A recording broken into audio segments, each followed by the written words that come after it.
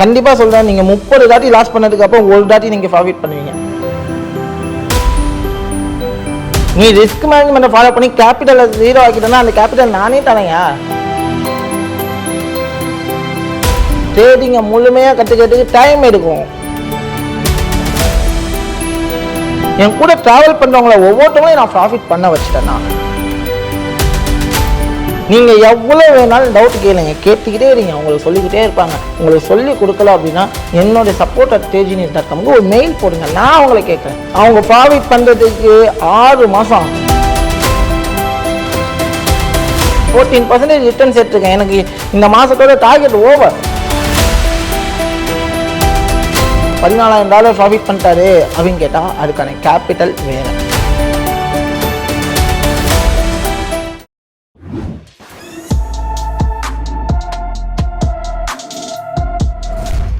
நான் ஏன் free course கொடுக்கணுங்கிறதுக்கு main ரீசனே, இப்போ இந்த வீடியோ லாஸ்ட் வீக் நான் எவ்வளோ ப்ராஃபிட் பண்ணேன் அண்ட் தென் நான் ஃப்ரீ கோர்ஸ் கொடுக்கறதுக்கான மெயின் ரீசன் என்னவா இருக்க போகுதுங்கிறத ஃபுல்லாக தெரிஞ்சுக்க போகிறீங்க. ஸோ இப்போது என்னோடய ப்ராஃபிட்டை நான் ஷோ பண்ணுறேன். ஆக்சுவலி பார்த்தீங்க அப்படின்னா கிட்டத்தட்ட $14,000 பண்ணியிருக்கேன், அதாவது 14,000. இது என்னோடய கேபிட்டலில் 14%. ஆனால் நிறைய பேருக்கு சிரிப்பாக இருக்கும். என்ன சிரிப்பாக இருக்கும்னா, என்னோடய கேபிட்டலில் ஒரே மாதத்தில் 10x பண்ணிடணும், அதாவது 14%னா ஒரு பெரிய ரிட்டர்னா. ஓப்பன் அப்பாக சொல்கிறேன், ஒரு ட்ரேடராக சொல்கிறேன், எனக்கு 1% ரிட்டர்ன்ஸ் எடுத்தாலுமே அதுக்கு எனக்கு பெஸ்ட்டு ரிட்டர்ன் அப்படிங்கிறத நான் எப்போவுமே ஃபீல் பண்ணுறேன். ஏன்னா நான் கிட்டத்தட்ட 10 வருஷமாக ட்ரேடிங்குள்ளே சர்வே பண்ணிக்கிட்டு இருக்கேன். ட்ரேடிங் எந்த அளவுக்கு என்னை காயமும் படுத்திருக்கு, அதே நிமிஷம் இப்போ என்னை எந்த அளவுக்கு வாழ வைக்கிதுங்கிறது எனக்கு மட்டும்தான் தெரியும். ஸோ யாருக்குமே தெரியாது, என்னை தவிர வேறு யாருக்குமே தெரியாது.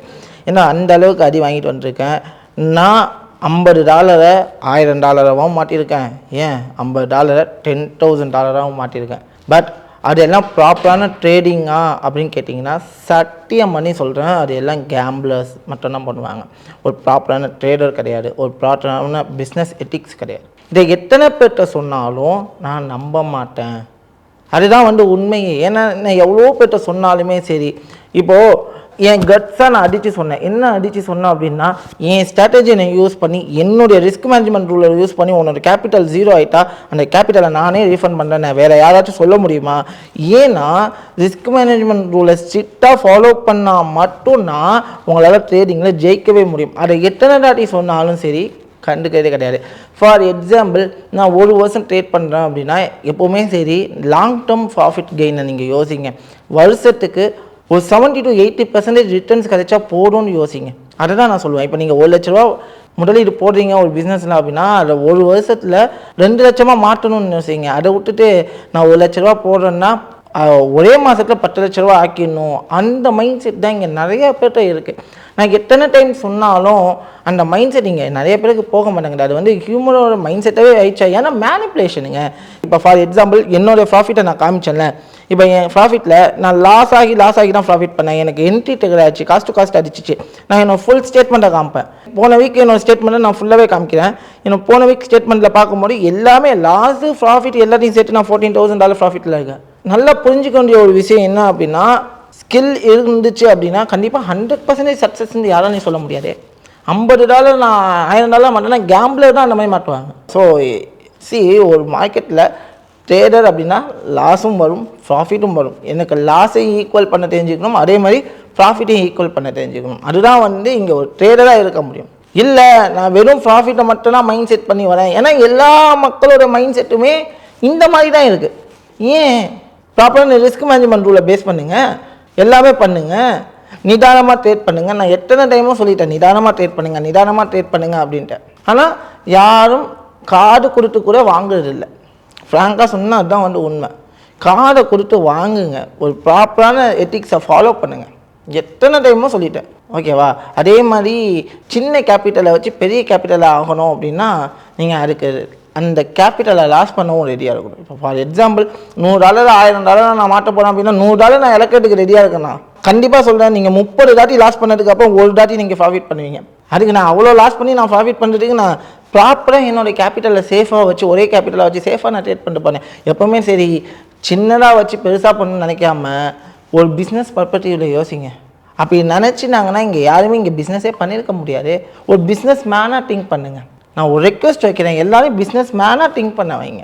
யாரானா சரி, எல்லா மென்டார்ஸுமே சரி, எனக்கு தெரிஞ்சு நிறையா மென்டார்ஸ் எல்லாருமே சரி பிஸ்னஸ் மேனாக திங்க் பண்ண வச்சவங்களாக தான் இருக்காங்க. ஏன்னா நிறைய மென்டார்ஸ் வந்து ரிஸ்க் மேனேஜ்மெண்ட்டை ஃபாலோ பண்ணுங்கள், ரிஸ்க் மேனேஜ்மெண்ட்டை ஃபாலோ பண்ணுங்கள், எத்தனை டைமாக சொல்லிட்டோம். நீ ரிஸ்க் மேனேஜ்மெண்ட்டை ஃபாலோ பண்ணி கேபிட்டலை 0 ஆக்கிட்டேன்னா அந்த கேபிட்டல் நானே தரேயா? ஏன்னா உன் கேபிட்டல் 0 ஆகாது, அந்த அளவுக்கு ஸ்ட்ராங்காக நான் சொல்லுவேன். அந்த ஒரு விஷயத்தை கார்டை கொடுத்து கேட்குறதே கிடையாது, ஏன் அதை ஃபாலோ பண்ணுறதே கிடையாது. ஏன் ரிஸ்க் மேனேஜ்மெண்ட்டை ஃபாலோ பண்ணணும்? உங்கள் கேபிட்டலில் ரிஸ்க் எவ்வளோ எடுக்க போகிறீங்கிறத நீங்கள் தான் டிசைட் பண்ணணும். டிசைட் பண்ணி ட்ரேட் பண்ணுங்களேன். சீரியஸாக சொல்கிறேன், அது ரிசல்ட் எந்த அளவுக்கு இருக்கும் தெரியுமா?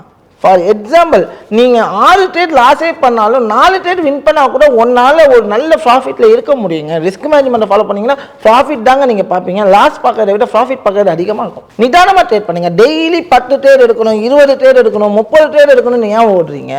ஒரு நாளைக்கு நான் ஒரு ட்ரேட் எடுத்தாலும் நான் அதை பெஸ்ட் ட்ரேடாக எடுக்கணும்னு யோசிக்கிறேன். ஃபார் எக்ஸாம்பிள், வெள்ளிக்கிழமையே நான் ட்ரேட் எடுக்கல, இப்போ இன்னைக்கு ஏன்னா எனக்கு ட்ரேட் ஆப்பர்ச்சுனிட்டி கிடைக்கல, நான் ட்ரேட் எடுக்கலை. சீரியஸாக ஃப்ராங்காக சொல்லணும்னா இதுதான். நான் எனக்கு ஆப்பர்ச்சுனிட்டி கிடைச்சாதான் நான் ட்ரேட் எடுப்பேன், இல்லைன்னா நான் ட்ரேட் எடுக்க மாட்டேன். யாரையும் டிபெண்ட் பண்ணாதீங்க, நீங்களே நிறைய விஷயத்தை லேர்ன் பண்ணுங்கள். இப்போது இந்த விஷயத்தில் உங்களுக்கு என்ன புரியும் அப்படின்னா, நீங்கள் கேபிட்டலை வச்சு உங்களால் ட்ரேட் பண்ணுறதுக்கு எலிஜிபிலிட்டியை செக் பண்ணுங்கள். உங்களால் முடியுமாங்கிறத செக் பண்ணுங்கள். ஒருத்தவன் ஏதாச்சும் சொல்லிட்டு மேனிப்புலேட் பண்ணால் பின்னாடியே ஓடுறது நம்ம மக்கள்கிட்ட இருக்கக்கூடிய மிகப்பெரிய தப்பு. பெருசு பெருசாக சம்பாதிக்கலான்னா மட்டும் அவங்க பின்னாடியே ஓடிக்கிட்டு இருக்கீங்க. ஏன் அப்படி ஓடுறீங்க? பெருசு பெருசாக சம்பாதிச்சா ஏன் அவங்க கோர்ஸ் எடுக்கணும்? இப்போ நான் கோர்ஸ் எடுக்கிறேன் அப்படின்னா நான் ஃப்ரீயாகவே சொல்லித்தரேன். என் ஆஃபீஸில் 25 ஸ்டாஃப் இருக்காங்க. நீ ஃப்ரீயாக சொல்லிக் கொடுக்குற, 25 பேர் இருக்காங்கன்னா நான் சம்பாதிக்கிறேன், கண் முன்னாடி காமிக்கிறேன். உடனே இது வந்து டெமோ அக்கௌண்ட்டில் நீ காமிச்சிக்கிட்டு இருக்க, பேசுறதுக்கு நிறையாவா இருக்குது, அதையும் நான் காமிச்சிக்கேன். இது என்னோட ரியல் அக்கௌண்ட், என் கேபிட்டல், என் பேர், என்னோட அக்கௌண்ட்டு, என் லைவ் அக்கௌண்ட்டுங்கிறத நான் ஓப்பன் அப்போ பண்ணுறேங்க. இந்த மாதிரி யார் காமிப்பா? நான் காமிக்கிறேன்ல. நான் சம்பாதிக்கிறேன், எனக்கு அது போடும், ஓகேவா? இதுலேருந்து ஒரு 6 lakh 7 lakh எடுத்துக்கூட நான் ஆஃபீஸை ரன் பண்ணிட்டு போவேன். பட் எனக்கு தேவை ஒரு பெரிய கம்யூனிட்டி பில்ட் பண்ணணும். ட்ரெஜினி இஸ் ஆல்வேஸ் த பெஸ்ட், அந்த நேமை வர வைக்கணும். நான் என் ஸ்டூடெண்ட்ஸ்கிட்ட எல்லாத்தையுமே சொல்கிறது ஒரே ஒரு விஷயம்தான், டெடிக்கேஷனாக ஓடுங்க, ஜெயிக்கிறதுக்காக ஓடுங்க. அந்த ஒன்று இவங்க எல்லாரையும் ஜெயிக்க வைக்கணும்னு சொல்லிட்டு தான் நான் ஃப்ரீயாகவே கோர்சஸை லான்ச் பண்ணேன். அந்த ஆப்பர்ச்சுனிட்டியை யூஸ் பண்ணுங்கள். ஆப்பர்ச்சுனிட்டி கொடுக்கறதுக்கு நாங்கள் ரெடியாக இருக்கோம். அதை விட்டுட்டு யார் பெருசாக மேனிப்புலேட் பண்ணுறாங்களோ அவங்க பின்னாடி நம்ம ஓடிக்கிட்டு இருக்காமல் கரெக்டான ஒரு இடத்த பிளேஸை சூஸ் பண்ணுங்கள், ஒரு ப்ராப்பரான வேவை சூஸ் பண்ணுங்கள். என்ன நீங்கள் உடனே வந்து என்ன சூஸ் பண்ணுங்கலாம் நான் சொல்லலை, சீரியஸாக சொன்னேன், ஃப்ராங்காக சொல்கிறேன், என்ன சூஸ் பண்ணுங்களாம் நான் சொல்லலை. ஃபஸ்ட்டு அவங்க யார், அவங்கள்ட்ட என்ன ஸ்டஃப் இருக்குது, அவங்க ஃபஸ்ட்டு ட்ரேடுக்கு எலிஜிபிலிட்டியா என்ன ஏது. ஏன்னா இப்போ இருக்க கால சூழ்நிலையில் ஒரு மென்டாரை சூஸ் பண்ணுறது ரொம்ப கஷ்டமாக இருக்குது. ஏன்னா 2 நாள் ட்ரேட் பண்ணி ப்ராஃபிட் பண்ணால் நான் மென்டார் அப்படின்னு சொல்லிட்டு திட்ட தமிழ்நாட்டில் மட்டுமே ஆயிரக்கணக்கான மென்டார்ஸ் இருக்காங்க. ஆனால் 5 வருஷத்துக்கு முன்னாடி அப்படி இல்லையே. தமிழ்நாட்டில் மட்டுமே அத்தனை மென்டார்ஸ் இருக்காங்கல்ல. நான் அதனால தான் சொல்கிறேன், நீங்கள் ஒரு மென்டார் சூஸ் பண்ணும்போது அந்த மென்டாருக்கான கேப்பபிலிட்டி அவங்கள்ட்ட இருக்காங்கிறத 1க்கு 2 டைம் யோசிங்க. ஏன்னா கன்ஃபியூஸ்டாக இருக்காங்க, அவ்வளோ மென்டார்ஸ் இருக்கிறதுனால டோட்டலாக கன்ஃபியூஸ். நான் யார்கிட்ட போயிட்டு எங்கே படிக்கிறது என்ன படிக்கிறது தெரியல, குழப்பம் வாரியாக்குறாங்க. அப்போது நீங்கள் ஒரு மென்டாரை சூஸ் பண்ண போறீங்கன்னா அந்த மென்டார் அதுக்கான தகுதி இருக்காங்களா, என்ன தகுதி, உண்மையிலே அவங்க ப்ராஃபிட் பண்ணுறாங்களா, அவங்கள்ட்ட ஒரு ஆஃபீஸ் இருக்கா, அவங்க ப்ராப்பராக ட்ரேடிங் சொல்லி தராங்களா, எத்தனை நாள் சொல்லி கொடுக்குறாங்க, எவ்வளோ நாள் டூரேஷன்ஸ் வச்சுருக்காங்க, 1 டேயில் கிளாஸ் போகிறது கரெக்டா இல்லை 1 வீக்கில் கிளாஸ் போகிறது கரெக்டா. நான் நினச்சேன்னா 1 டே ஃப்ரீயாக கிளாஸ் எடுக்கணும்னு சொல்லிட்டு போயிட்டே இருக்க முடியும். But we are giving the 1 month of the class duration, free class. ஆனால் 1 month நான் கொடுக்குறேன். ஏன் படிக்கணும், படிக்கிறதுக்கு நிறைய விஷயங்கள் இருக்குது. ஸோ அவ்வளோ விஷயங்களை ப்ராக்டிஸ் பண்ணணும். ப்ராக்டிஸ் பண்ணாலும் சந்தேகம் வரும். சந்தேகம் வந்தால் யார்கிட்ட கேட்பீங்க? 2 days 3 days இல்லை 1 week ஒரு ஆள்கிட்ட படிக்கிறீங்கன்னா ஆஃப்டர் த டவுட் வந்துச்சுன்னா நீங்கள் யாரை கேட்பீங்க? ட்ரேடிங் ஒரு வாரத்துலேயோ 10 நாள்லையோ கற்றுக்கக்கூடிய இது இல்லை. ட்ரேடிங்கை முழுமையாக கற்றுக்கிறதுக்கு டைம் எடுக்கும்.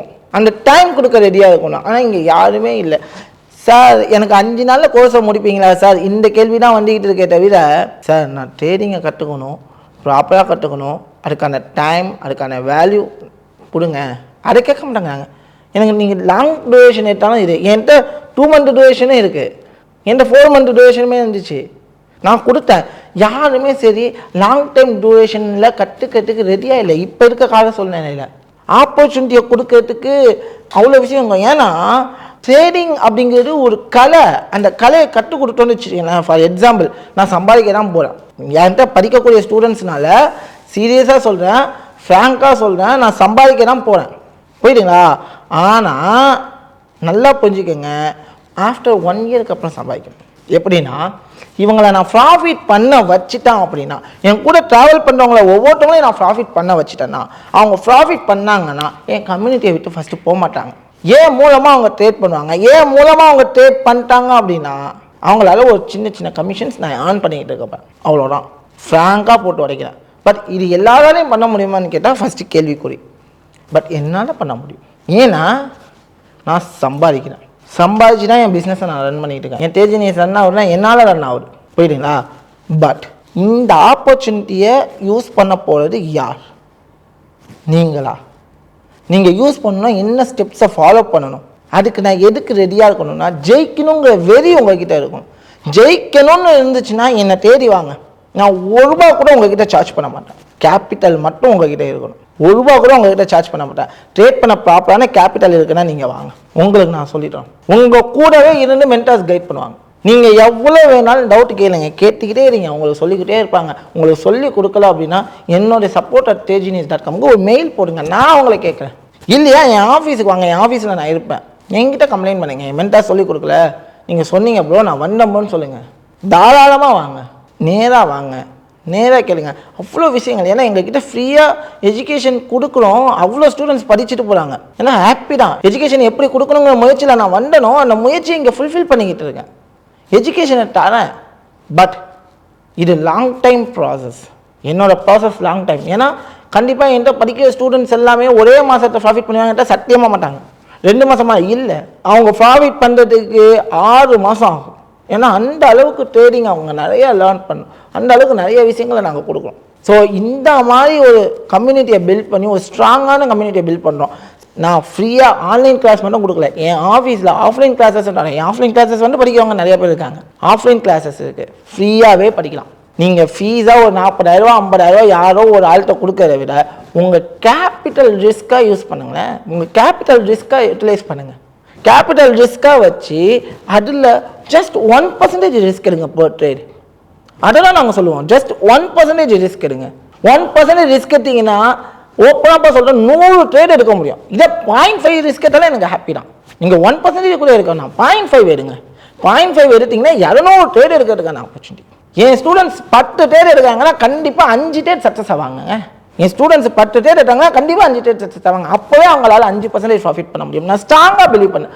பெருசாக ஆசைப்படாதீங்க. என்கிட்ட வந்தீங்கன்னா பெருசாக ஆசைப்படாதீங்க. நான் பிஸ்னஸ் மாடலில் தான் இந்த பிஸ்னஸை ரன் பண்ணிகிட்டு இருக்கேன்.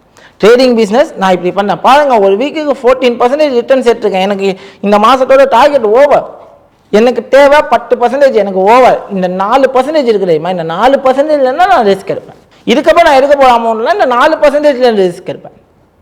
4% லாஸ் ஆகிடுச்சா என்னோட ட்ரேடிங் ஓவர்.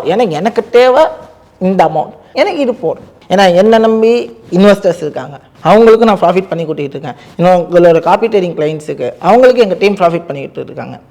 எல்லாமே A to Z நான் பண்ணிக்கிட்டு இருக்கோம்.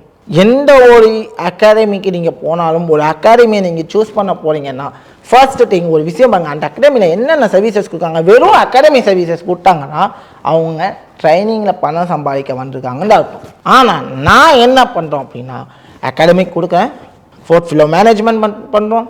After that we are giving that copy trading services. எல்லாமே கொடுக்குறாங்களா? எல்லா கம்யூனிட்டியும் கொடுக்குறாங்களா? ஃபர்ஸ்ட் திங்க் பண்ணுங்க, யோசிங்க. யோசிச்சுட்டு அப்புறம் 1க்கு 4 தாட்டி யோசிங்க. யார்கிட்ட போய் படிக்கலாம், எங்கே போய் படிக்கலாம், எங்கே படித்தா நமக்கு வேல்யூ இருக்குங்கிறத யோசிங்க. பெருசாக ஆசை காட்டுறவங்க பின்னாடி எப்பவும் போவாதீங்க. நீங்கள் அந்த பின்னாடி போயிட்டீங்க அப்படின்னா, ஆசைகள் பின்னாடி ஓடுனீங்கன்னா அது பேராசைகளாக இருக்கும் பட்சத்தில் நீங்கள் ரொம்ப கஷ்டப்படுவீங்க. ட்ரேடிங்குள்ளே ஆசை இருக்கக்கூடாது. ட்ரேடிங்குள்ளே கோல்டாக இருக்கணுமே தவிர ஆசை இருக்கக்கூடாது. நான் 10 லட்சம் போடனா மாதம் எனக்கு 50,000 ரிட்டர்ன் சேர்த்தா எனக்கு போடுங்கிற ஹாப்பினஸோட வரணும். ஏன் நான் 10 lakhs போட்டு மாதம் 10,000 இல்லை 1,000 ரிட்டர்ன் எடுத்தாலும் அது குட் ப்ராஃபிட்டுங்கிற மைண்ட் செட்டோடு இருக்கணும். அந்த மைண்ட் செட் உங்ககிட்ட இருக்குன்னா என்கிட்ட வாங்க. கண்டிப்பாக சொல்கிறேன், உங்களை நான் ஜெயிக்க வைக்கிறேன். உங்களை நான் ஜெயிக்க வைக்கிறேன். அந்த மைண்ட் செட் இல்லை, எனக்கு அந்த மைண்ட் செட்டே கிடையாது. ஆக்சுவலி 10 லட்ச ரூபா வச்சுக்கிட்டு நான் 1 கோடியாக நான் மாற்றணும், 1 லட்ச ரூபா வச்சுக்கிட்டு நான் 1 கோடியாக மாற்றணும், 1 லட்ச ரூபா 20 லட்ச ரூபா மாற்றணும், within the month within the week அப்படின்னு நினச்சிங்கன்னா என்கிட்ட வராதிங்க. ஆனால் 10 லட்சத்தை 20 லட்சமாக மாற்றலாம் வித்தின் த 10 லட்சத்தை 20 லட்சமாக ஆகணும், லாங் டைம் ப்ராசஸாக நான் கோலை கொண்டு போகிறேன்னா கண்டிப்பாக மாற்றலாம். அந்த மாதிரி மைண்ட் செட் இருந்தால் என்கிட்ட வாங்க, உங்களோட கோலை நான் ஃபுல்ஃபில் பண்ணித்தரேன். இந்த விஷயத்தை நான் ஸ்ட்ராங்காக சொல்லுவேன். இந்த வீடியோ முடிஞ்ச அளவு உங்கள் ஃப்ரெண்ட்ஸ் எல்லாருக்கும் ஷேர் பண்ணுங்கள். நம்ம எந்த அளவுக்கு ஸ்ட்ராங்காக பேசியிருக்கோம் அப்படிங்கிறத இந்த வீடியோ சொல்லும். இதுக்காக தான் என்னோடய P&L ஸ்டேட்மெண்ட்டெல்லாம் உங்கள்கிட்ட காமிச்சது. ரீசனே அதுதான். நான் ஆக்சுவலி காமிக்க வேணான்னு இருந்தேன், பட் மக்களோட புரிதல் இந்த மாதிரி சொல்லியாவது மக்கள் புரிஞ்சுப்பாங்களா அப்படிங்கிறது. ஏன்னா நசீர் ப்ரோ வந்துட்டு $14,000 ப்ராஃபிட் பண்ணிட்டாரு அப்படின்னு கேட்டால் அதுக்கான கேபிட்டல் வேறு. நல்லா புரிஞ்சுக்கணும். நான் இவ்வளோ பெரிய அமௌண்ட் எடுக்கேன்னா கேபிட்டல் வேறு. அதை நல்லா மைண்ட் செட் பண்ணிக்கோங்க. நசீர் ப்ரோ இவ்வளோ அமௌண்ட் எடுக்கிறதுனா அவரோட கேபிட்டல் வேறு. சின்ன கேபிட்டல் இருந்தால் சின்னதாக தான் ப்ராஃபிட் பண்ண முடியும், பெரிய கேபிட்டல் இருந்தால் பெருசாக தான் ப்ராஃபிட் பண்ண முடியும். அதை புரிஞ்சு கரெக்டாக வாங்க, நான் உங்களை ஜெயிக்க வைக்கிறேன்.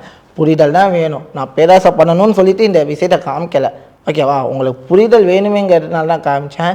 ஸோ இந்த வீடியோ உங்களுக்கு பிடிச்சிருந்துச்சி அப்படின்னா கீழே என்ன தோணுதோ கமெண்ட் பண்ணுங்கள். உங்கள் ஃப்ரெண்ட்ஸுக்கு இந்த மைண்ட் செட்டோடு இருக்காங்க தெரியுமா, உங்கள் ஃப்ரெண்ட்ஸுக்கு ஃபஸ்ட்டு ஷேர் பண்ணுங்கள். இனிமேல் பை சி யூ ஆல்.